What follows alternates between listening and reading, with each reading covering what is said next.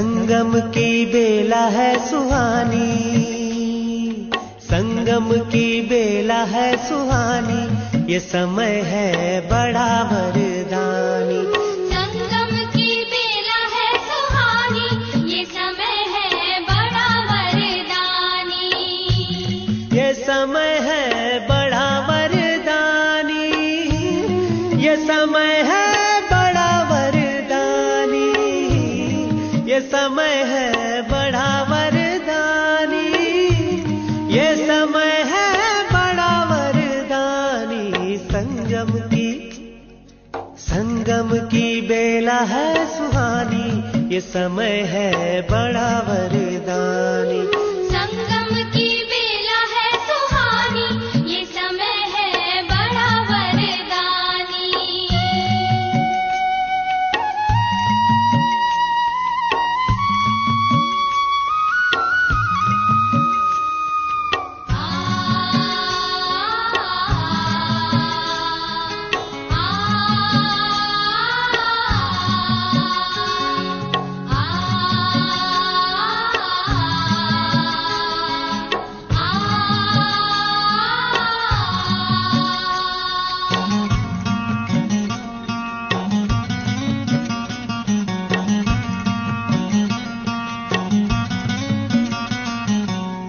संगम पर ही शिव बाबा है आते, ज्ञान शंख से सबको जगाते।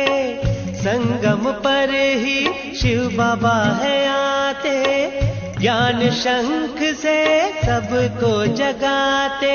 सुनाते हैं मीठी वाणी, सुनाते हैं मीठी वाणी, ये समय है बड़ा वरदानी। संगम की बेला है सुहानी, ये समय है बड़ा वरदानी।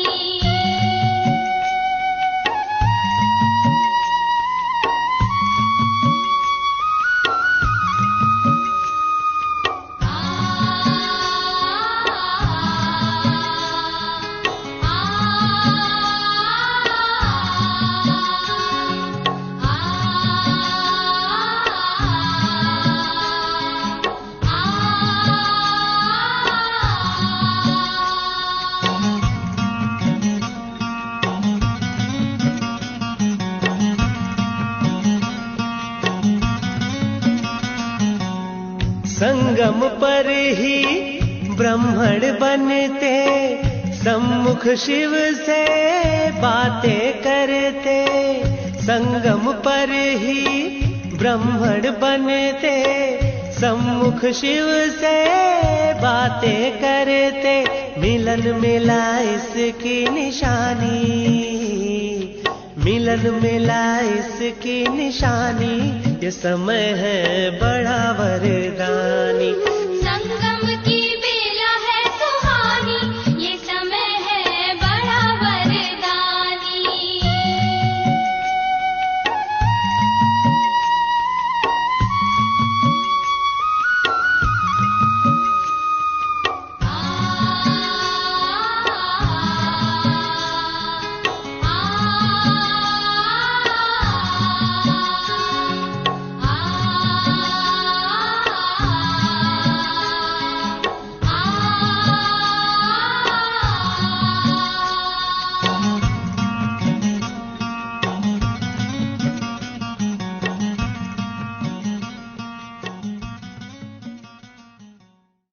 ओम शांति।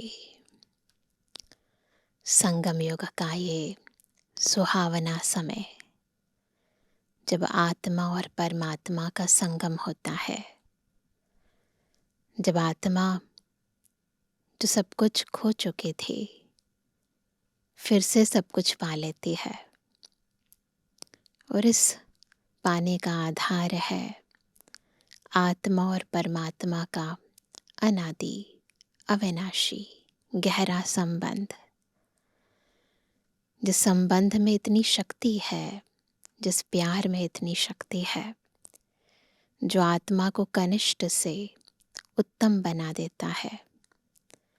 आत्मा ने जो शक्तियाँ, जो गुण द्वापर युग से लेकर कलयुग अंत तक खो दिए, वो गुण न केवल आत्मा को स्मृति में आते हैं, परंतु आत्मा उन गुणों का स्वरूप बनने का पुरुषार्थ करने लगती है और पुरुषोत्तम बन जाती है। परंतु उसके लिए बाबा एक बहुत ही सुंदर विधि हमें बताते हैं, जिसका भक्ति मार्ग में भी गायन है कि तन मन धन सब कुछ तेरा। तो जितना इस संगम युग पर आत्मा अपना तन, अपना मन, अपना धन ईश्वरीय सेवा अर्थ अर्पित करती है, जितना आत्मा के अंदर की भावना त्याग, तपस्या और सेवा की होती है, उस आधार पर ही उसे प्राप्ति होती है। तो आज की मुरली भी पुरुषार्थ से कैसे हमें अपना भाग्योदय करना है, उसकी श्रेष्ठ विधि सिखाती है। सुनते हैं प्यारे बाबा के मधुर महावाक्य।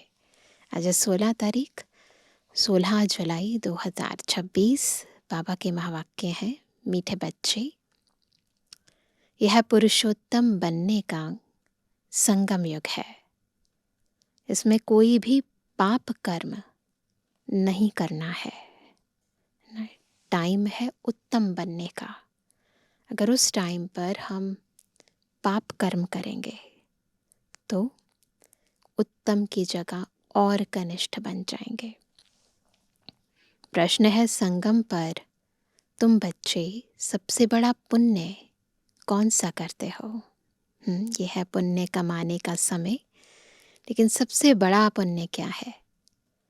उत्तर है स्वयं को बाप के हवाले कर देना, अर्थात संपूर्ण स्वाहा हो जाना। यह है सबसे बड़ा पुण्य। अभी तुम ममत्व मिटाते हो, बाल बच्चे, घर बार सबको भूलते हो। यही तुम्हारा व्रत है। आप मुए, मर गई दुनिया। अभी तुम विकारी संबंधों से मुक्त होते हो। आज का गीत है जले ना क्यों परवाना।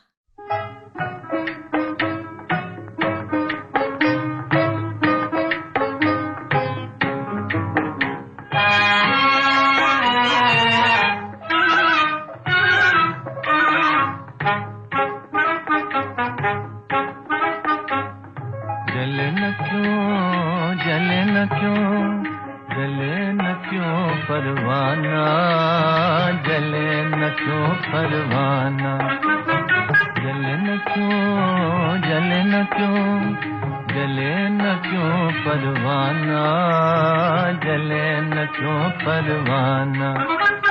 क्षमा दिखाकर हुस्न के जलवे, क्षमा दिखाकर हुस्न के जलवे बना दे जब दीवाना, जले न क्यों परवाना।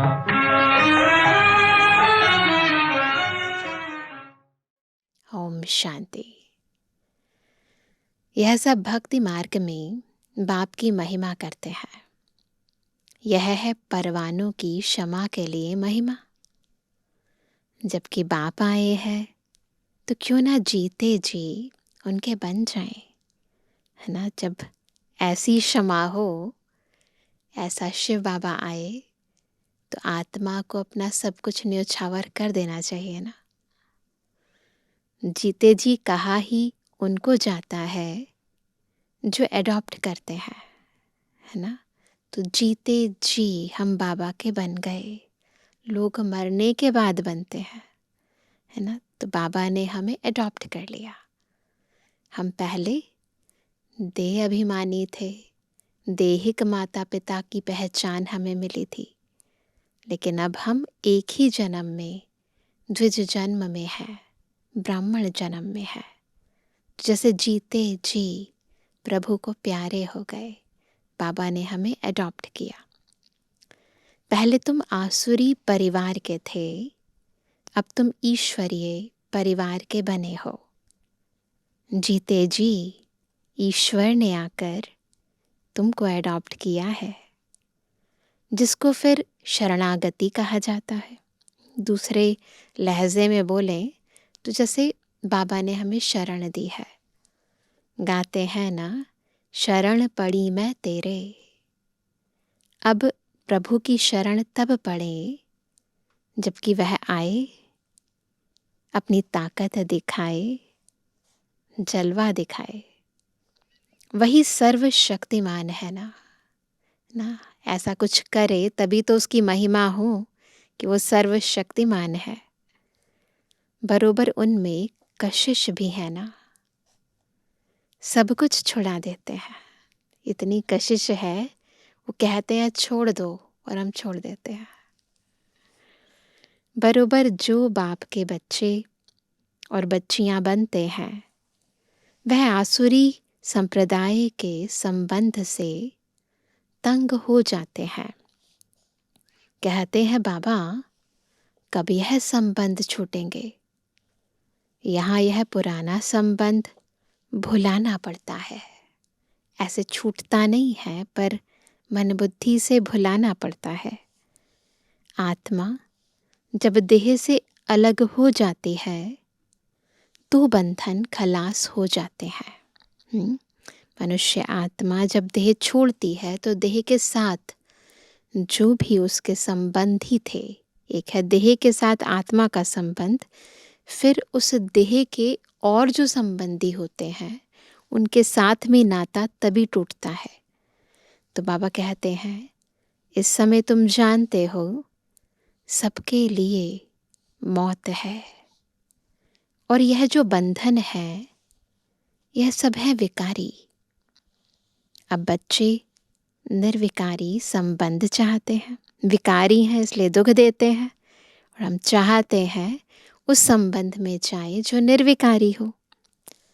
निर्विकारी संबंध में थे, फिर विकारी संबंध में पड़े। सतयुग त्रेता में निर्विकारी, और फिर द्वापर से विकारी, फिर हमारा निर्विकारी संबंध होगा।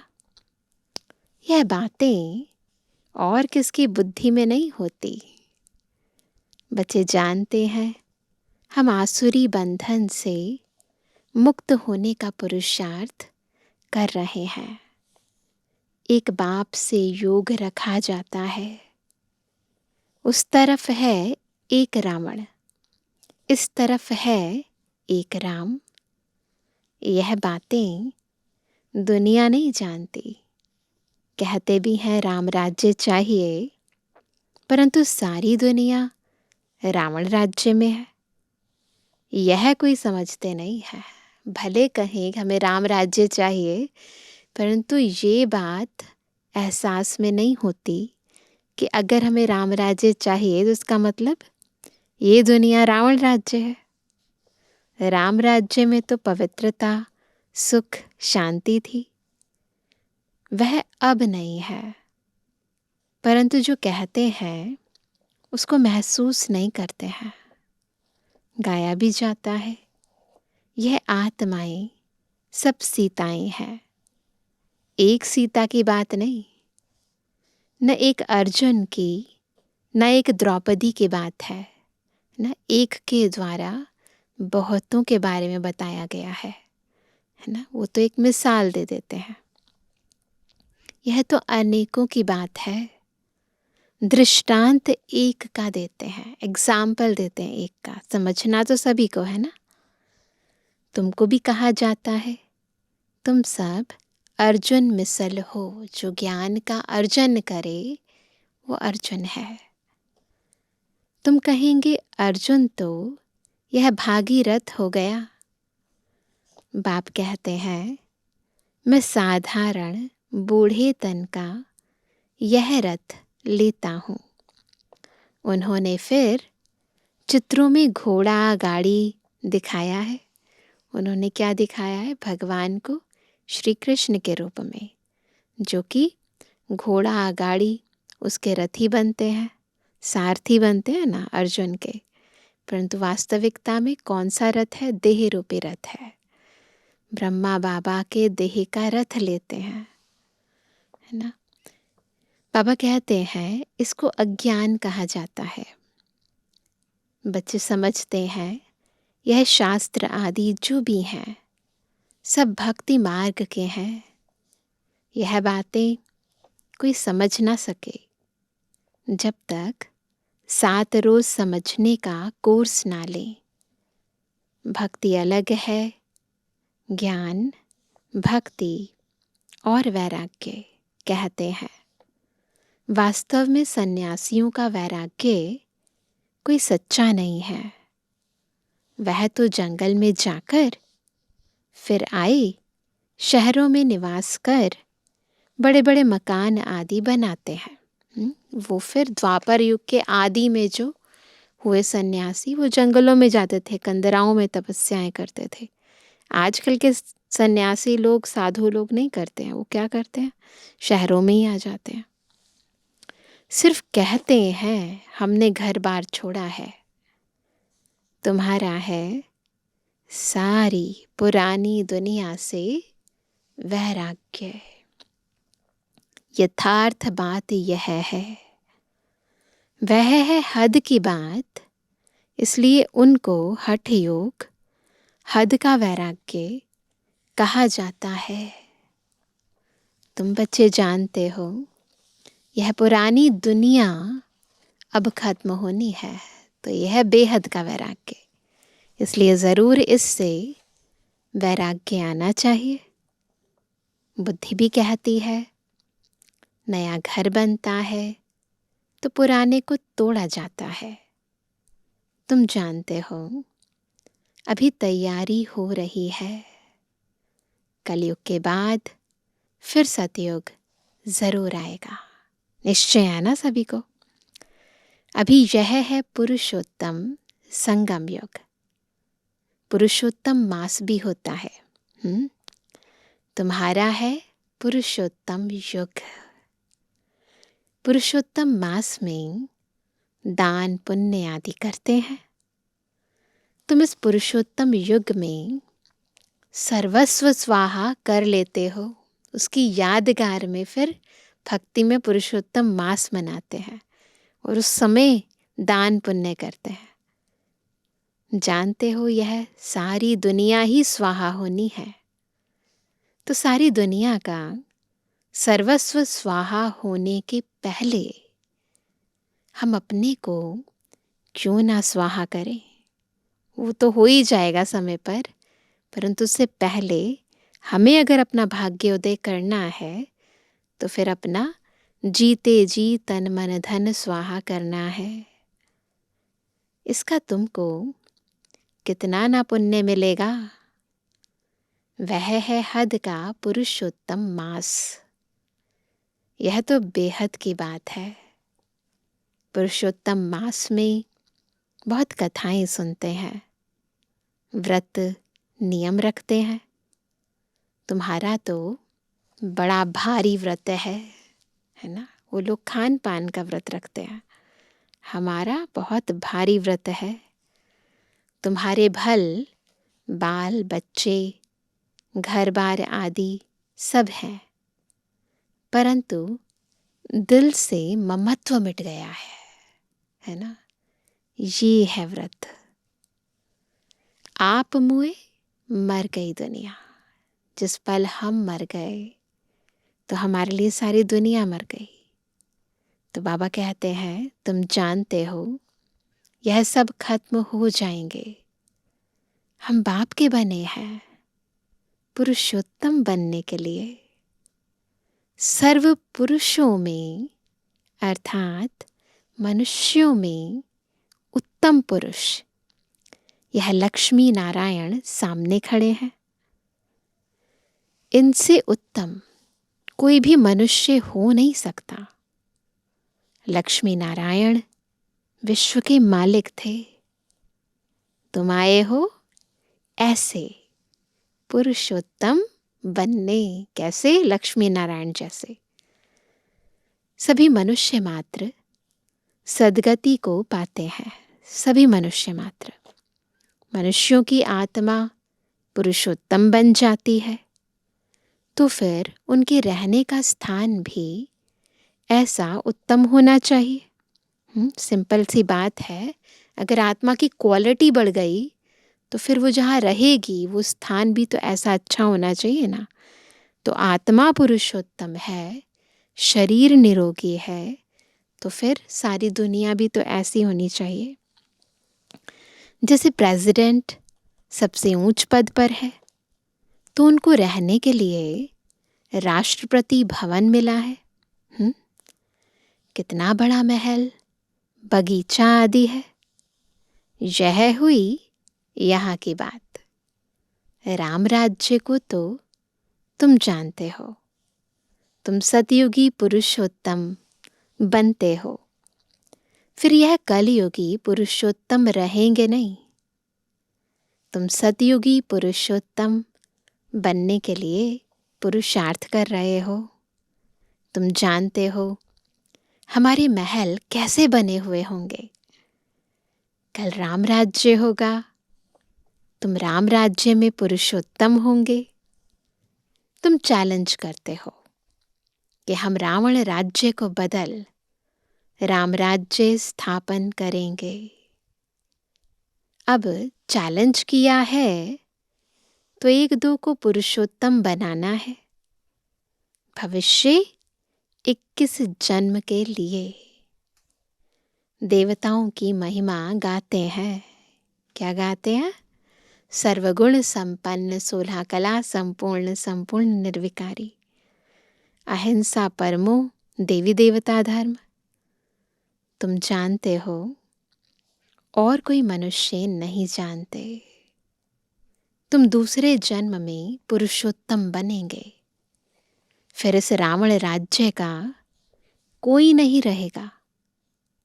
अभी तुमको सारा ज्ञान है, सारी हिस्ट्री, ज्योग्राफी, सारे वर्ल्ड की, सर्व मनुष्य आत्माओं की हमारी बुद्धि में एकदम स्पष्ट है। अभी तुमको सारा ज्ञान है। अब रावण राज्य ही खत्म होना है। आजकल तो समय का भी कोई भरोसा नहीं है। अकाले मृत्यु हो जाती है अथवा किसकी दुश्मनी हुई तो उड़ा देते हैं। तुमको तो कोई उड़ा ना सके। तुम अविनाशी पुरुषोत्तम हो। हम कौन है? अविनाशी पुरुषोत्तम। आत्मा को कोई उड़ा नहीं सकता है ना। यह है विनाशी, सो भी रावण राज्य में। रावण राज्य में सभी अपने आप को देव समझते हैं ना, तो विनाशी समझते हैं। इनको तुम्हारे दैवी राज्य का पता ही नहीं है। तुम जानते हो हम अपना दैवी स्वराज्य स्थापन कर रहे हैं श्रीमत पर। जिनकी पूजा होती है वह जरूर अच्छा कर्तव्य करके गए हैं, यह तुम जानते हो। देखो जगदम्बा की कितनी पूजा है। सिंपल सी बात है, अगर हम किसी की पूजा कर रहे हैं तो वो जब इस धरा पर थे, प्रैक्टिकल लाइफ में थे, तो उन्होंने ऐसे कर्म किए हैं ना। तो देखो जगदम्बा की कितनी पूजा है। अब यह है ज्ञान ज्ञानेश्वरी। तुम जगत अम्बा की बच्चियां हो, ज्ञान ज्ञानेश्वरी और राज राजेश्वरी। दोनों में उत्तम कौन है? एक ही आत्मा। तो उत्तम कौन है दोनों में? ज्ञान ज्ञानेश्वरी के पास जाकर अनेक प्रकार की मनोकामनाएं सुनाते हैं। जगदम्बा के मंदिर में सब प्रकार की मनोकामनाएं मांगते हैं, अनेक चीजें मांगते हैं। जगदम्बा के मंदिर और लक्ष्मी नारायण के मंदिर में बहुत फर्क है। जगदम्बा का मंदिर बहुत छोटा है, आत्मा वही है, परंतु उसके संगम युगी स्वरूप का भी गायन है और सतयुगी स्वरूप का भी गायन है। दोनों में अंतर क्या है? जगदम्बा का मंदिर बहुत छोटा है। छोटी जगह में भीड़ मनुष्य पसंद करते हैं। श्रीनाथ के मंदिर में भी बहुत भीड़ होती है। कपड़े का सोटा लगाते रहते हैं, भीड़ होती है ना, तो फिर लाइन में लाने के लिए कपड़े का सोटा लगाते हैं, हटाने के लिए। कलकत्ते में काली का मंदिर कितना छोटा है, अंदर बहुत तेल और पानी रहता है। जल चढ़ाते हैं, तेल चढ़ाते हैं, इसलिए सारी जगह तेल तेल हो जाता है, तो बहुत ध्यान से चलना पड़ता है। अंदर बड़ी खबरदारी से जाना पड़ता है, पैर फिसल सकता है ना, बहुत भीड़ रहती है। लक्ष्मी नारायण का मंदिर तो बहुत बड़ा होता है, यादगार वैसी बनी है ना, संगम युगी यादगार और सतयुगी यादगार। जगदम्बा का छोटा क्यों? गरीब है ना, तो मंदिर भी गरीबी का है। वह साहूकार है तो मंदिर में कब मेला नहीं लगता है ना। साहूकार के घर में कोई ज़्यादा भीड़ थोड़ी ना इकट्ठी करनी है। जगदम्बा के मंदिर पर बहुत मेले लगते हैं, बाहर से बहुत लोग आते हैं। महालक्ष्मी का मंदिर भी है, ये भी तुम जानते हो। इसमें लक्ष्मी भी है तो नारायण भी है। लक्ष्मी और नारायण का कंबाइंड स्वरूप, मेल के रूप में विष्णु चतुर्भुज और फीमेल के रूप में महालक्ष्मी का चित्र। तो बाबा कहते हैं उनसे सिर्फ धन मांगते हैं, उनके पास धन है, पर जगदम्बा के पास तो सब कुछ है ना, क्योंकि वह धनवान बनी है ना। यहाँ तो है अविनाशी ज्ञान रत्न। धन के लिए लक्ष्मी पास जाते हैं, बाकी अनेक आशाएं रख जगदम्बा के पास जाते हैं। वो सब कामनाएं पूरी करती है और लक्ष्मी केवल धन देती है। तुम जगत अम्बा के बच्चे हो, सबकी मनोकामनाएं 21 जन्मों के लिए तुम पूरी करते हो। बाबा जो हमें ज्ञान रत्न देते हैं, उससे जो हम भरपूर होते हैं, तो ज्ञान दान, गुण दान, शक्तियों का दान करते हैं, अविनाशी खजानों का दान करते हैं। संगम युग पर सब आत्माओं की सब मनोकामनाएं पूरी करते हैं। तो इसीलिए हमारा संगम युगी यादगार अलग है, जो सब कामनाएं पूर्ण करने वाला है। परंतु सतयुग में देवताओं को ज्ञान नहीं होगा, है ना, बस वो स्वरूप होंगे, धन धान्य से भरपूर होंगे, तो उनके मंदिरों में जाकर केवल धन संपत्ति मांगते हैं। तो बाबा कहते तुम जगत अम्बा के बच्चे हो, सबकी मनोकामनाएं 21 जन्मों के लिए तुम पूरी करते हो। एक ही महामंत्र से सब मनोकामनाएं 21 जन्म के लिए पूरी हो रही हैं। एक ही मनोकामनाएं पूर्ण करने का तरीका है बाबा की याद, यही महामंत्र है। दूसरे जो भी मंत्र आदि देते हैं उनमें अर्थ कुछ नहीं है। गुरुओं के पास भी जाते हैं तो मंत्र देते हैं ना, बाबा कहते हैं उनसे कुछ नहीं मिलता, उनका कोई अर्थ नहीं है। बाप समझाते हैं यह मंत्र भी तुमको क्यों देता हूँ, क्योंकि तुम पतित हो ना। मामेकम याद करेंगे तभी पावन बनेंगे। यह सिवाय बाप के आत्माओं को कोई कह ना सके। इससे सिद्ध होता है यह सहज राजयोग एक ही बाप सिखलाते हैं, मंत्र भी वही देते हैं। 5000 वर्ष पहले भी मंत्र दिया था, यह स्मृति आई है। अभी तुम सम्मुख बैठे हो, क्राइस्ट होकर गया, फिर उनका बाइबल पढ़ते रहते हैं। वह क्या करके गए? धर्म की स्थापना करके गए। तुम जानते हो शिव बाबा क्या करके गए? शिव बाबा ने क्या किया? श्री कृष्ण क्या करके गए? पता है सभी को ना। श्री कृष्ण तो सतयुग का प्रिंस था, जो ही फिर नारायण बना, फिर पुनर्जन्म लेते आए हैं। शिव बाबा भी कुछ करके गए हैं, तब तो उनकी इतनी पूजा आदि होती है।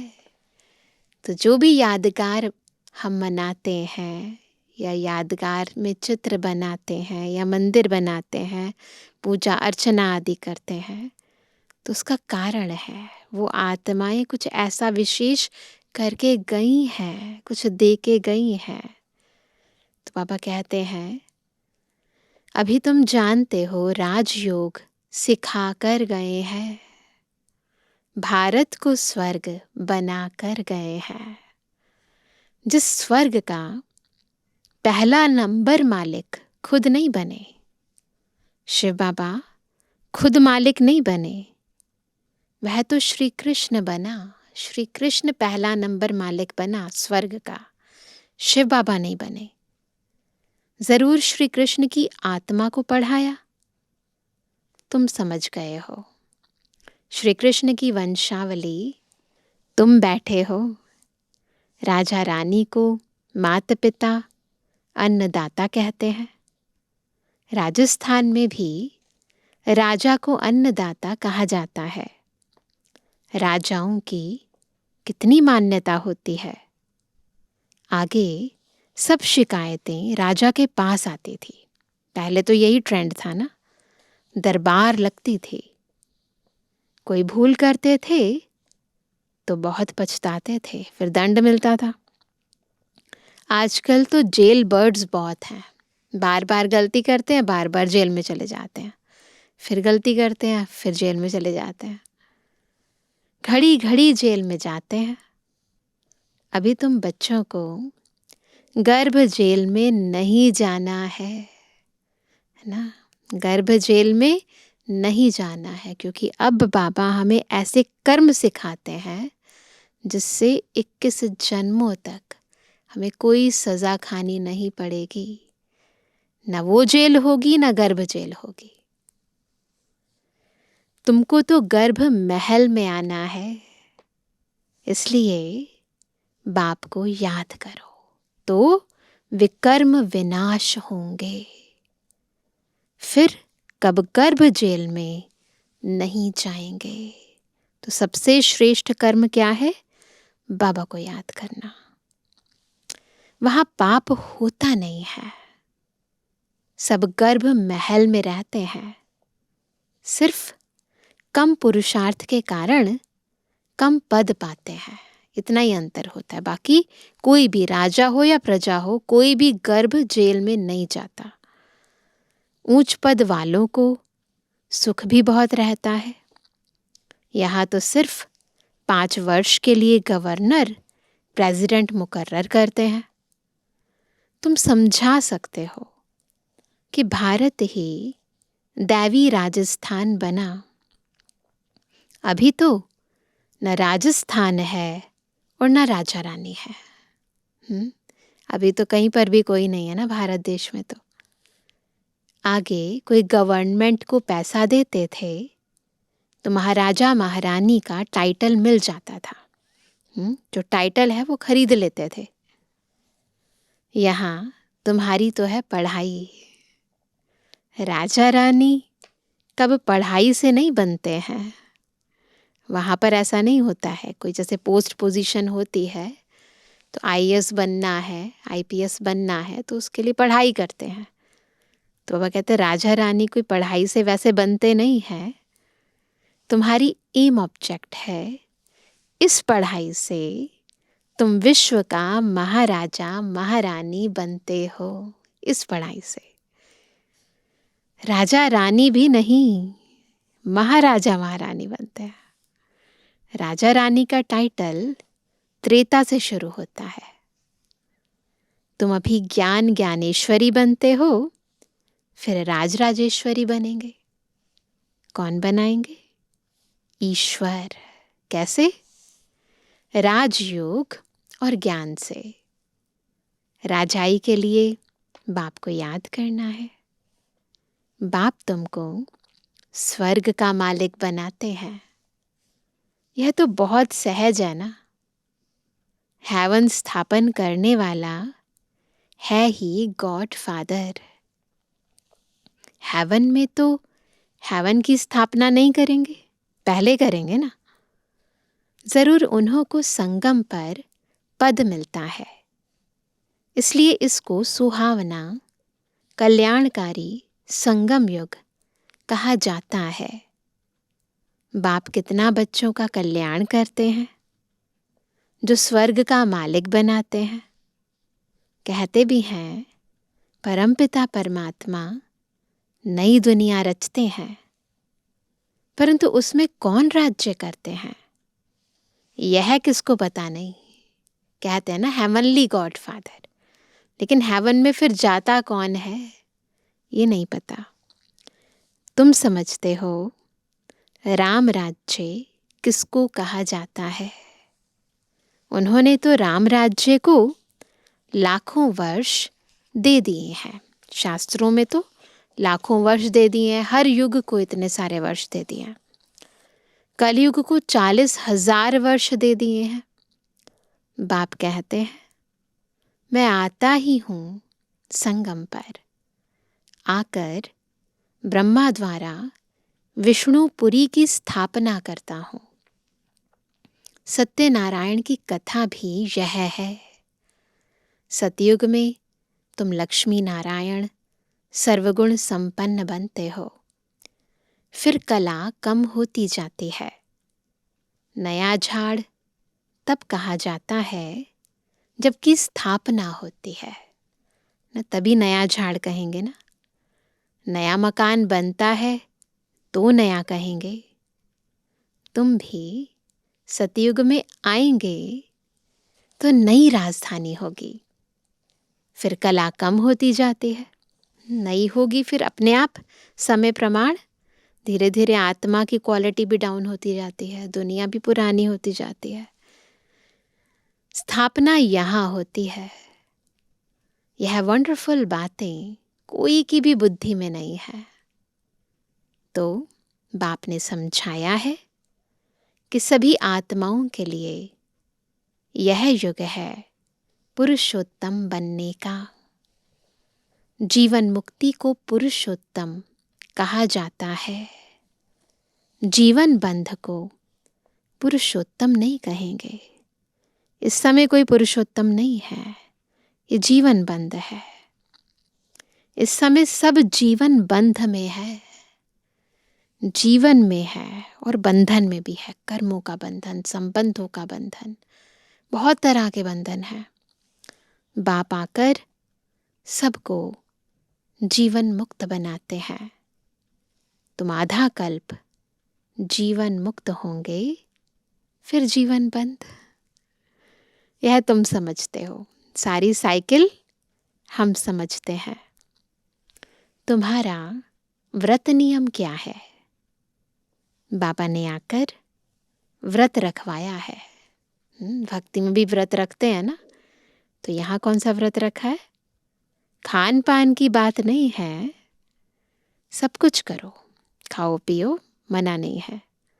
सिर्फ एक तो बाप को याद करो और पवित्र बनो, ये व्रत है। पुरुषोत्तम मास में बहुत करके पवित्र भी रहते होंगे। भक्ति में भी कम से कम पुरुषोत्तम मास में कई ऐसे भगत हैं जो पवित्र रहते हैं। वास्तव में इस पुरुषोत्तम युग का मान है, तो तुमको कितनी खुशी, कितना नशा होना चाहिए। अब तुमसे कोई पाप कर्म नहीं होना चाहिए, क्योंकि तुम पुरुषोत्तम बन रहे हो।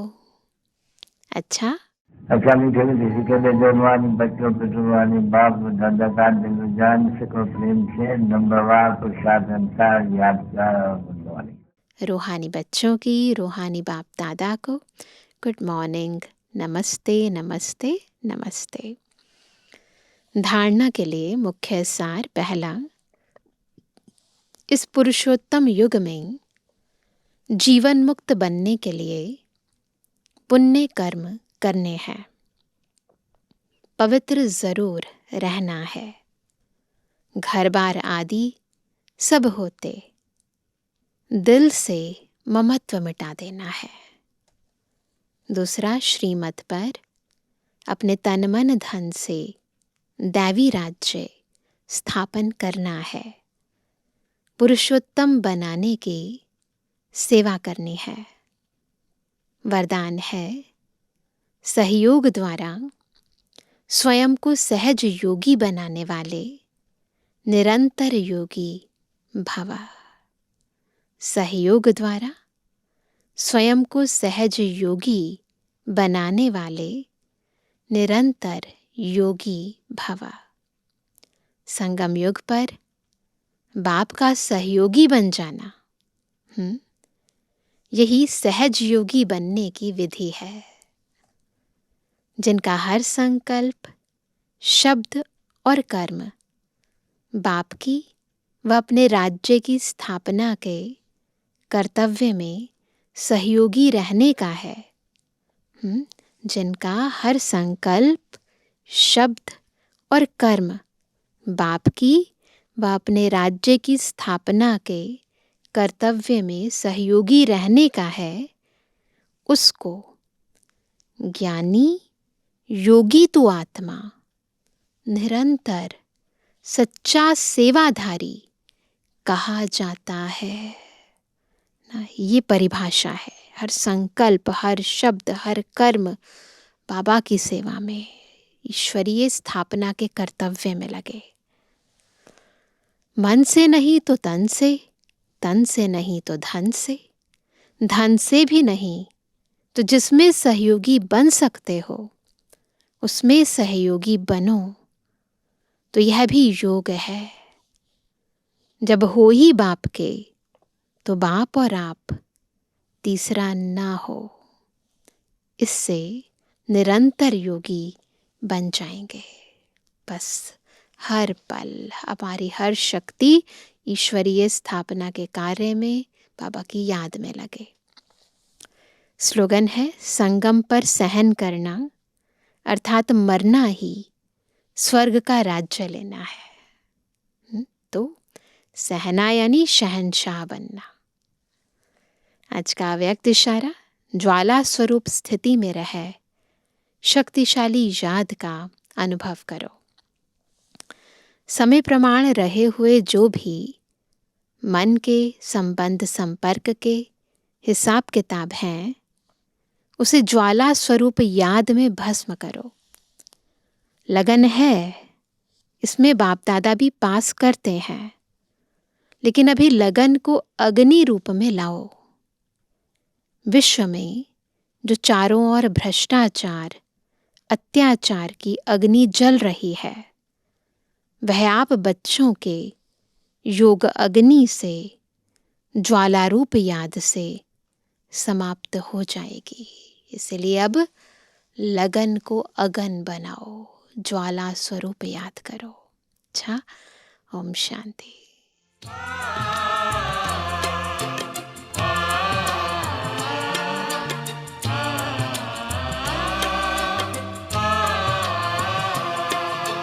मन में इसी धुन का है बसेरा, मैं बाबा का, बाबा मेरा।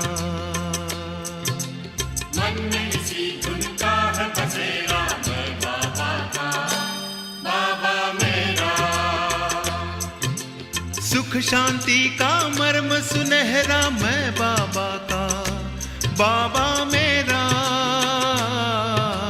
मन में इसी धुन का है बसेरा, मैं बाबा का, बाबा मेरा। मन में इसी धुन का है बसेरा, मैं बाबा का, बाबा मेरा।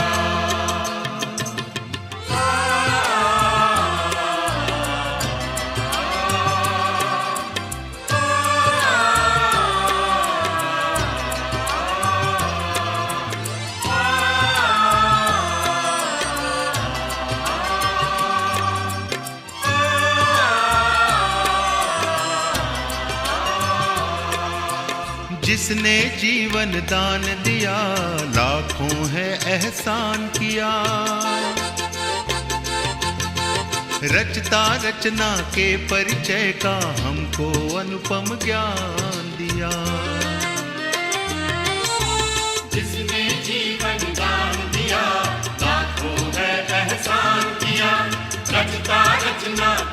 परिचय का हमको अनुपम ज्ञान दिया।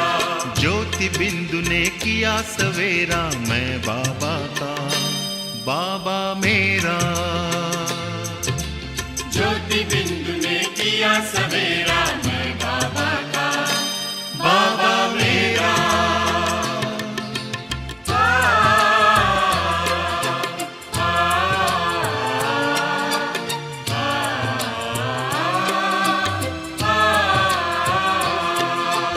उतर उतर कर स्वर्णिम किरणें लगी हैं गम का तम हरने। प्रेम का परमानंद लिए है लगी भुवन पावन करने। उतर उतर कर स्वर्णिम किरणें लगी है गम का तम हरने। प्रेम का परमानंद लिए है लगी भुवन पावन करने। गगन ने पथ में फूल बिखेरा मैं बाबा का बाबा मेरा। गगन में पथ में फूल बिखेरा